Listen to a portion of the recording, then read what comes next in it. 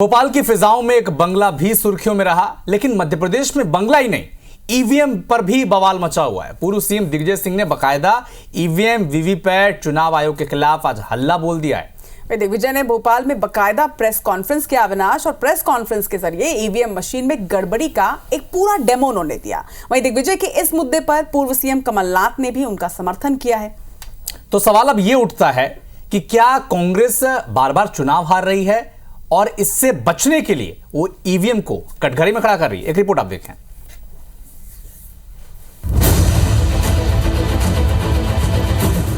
लोकसभा से पहले ईवीएम के बहाने, फिर बीजेपी पर निशाना, ईवीएम पर सवाल, क्या सियासी एजेंडा?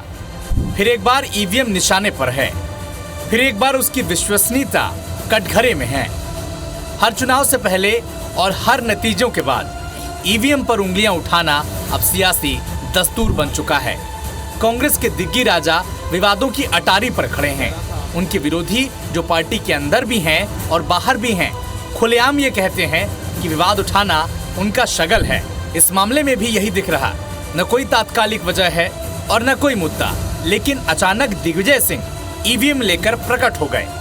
हद तो यह है कि वो खुद कहते हैं कि उन पर भरोसा करने वाले कम हैं, और फिर भी ईवीएम को संदिग्ध बताने की कोशिश करते नजर आए।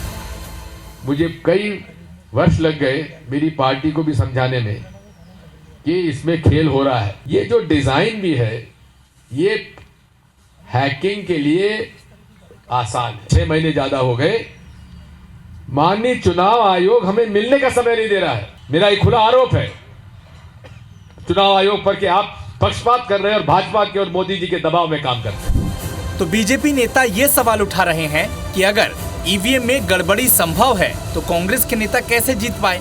दिग्विजय सिंह जी के प्रश्नों का जवाब मैं नहीं देने वाला, क्योंकि दिग्विजय सिंह जी के प्रश्नों के जवाब मध्य प्रदेश की जनता ने दे दिया। वो जीत जाते हैं, वो ईवीएम सही, उनका बेटा जीता, कमलनाथ जी खुद जीते, वहाँ ईवीएम सही। हिंदुस्तान भर में लहर चल रही है, बीजेपी में है, 400 पार हो रही है, तो उस हार का ठीकरा ईवीएम पे फोड़ना चाहते हैं। जब भी ये बड़ी हार इनको मिलती है तो यह कहीं न कहीं रास्ता ढूंढते हैं कि हम उस हार से लोगों की मानसिकता कैसे बदले, और इस तरीके के बेबुनियाद आरोपों को लगाने का एक क्रम उन्होंने बना रखा है। ईवीएम को भारत में लाने वाली कांग्रेस ही है, लेकिन कांग्रेस को कभी ये उम्मीद नहीं थी कि यही ईवीएम उसके लिए इतना बड़ा सिरदर्द बन जाएगी।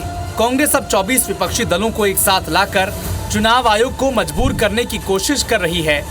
तो इधर चुनाव आयोग ईवीएम की निष्पक्षता को लेकर मुहिम चलाने जा रहा है।